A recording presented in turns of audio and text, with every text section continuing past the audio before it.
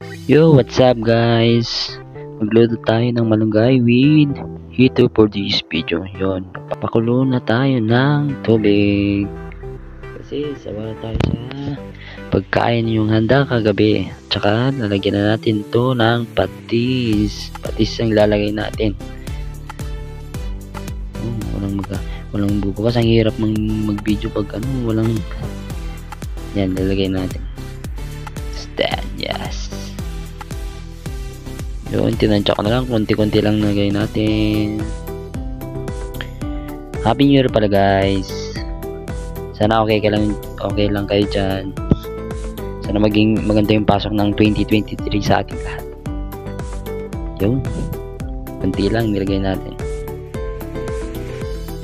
Tapos ko na tayo ng asin at pampinta. Ihanda na asin at betsin. Ihanda na natin. Magsabaw naman tayo guys ngayon. Tsaka umuulan. Sarap magsabaw, mahumigo.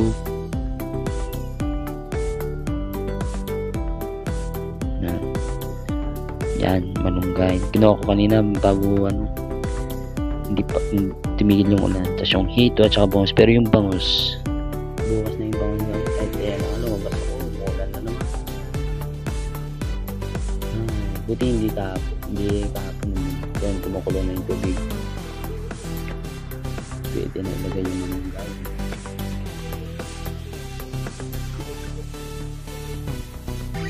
Talaga pag walang stem, kaya diskarte na lang angle. Yan, ilagay natin yung malunggay. Parang marami lang yan pero kunti yung mustansya to.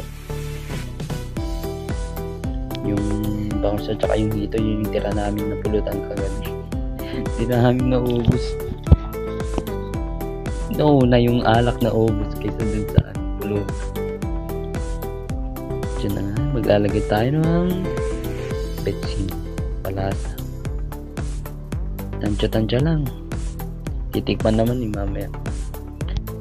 Magdagdag na lang tayo pag di pa okay yung lasa niya.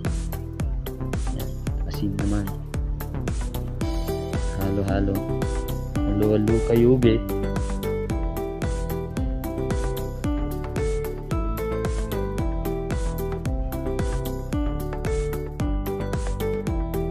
At yun guys, hintayin lang natin kumulo bago ilagay yun.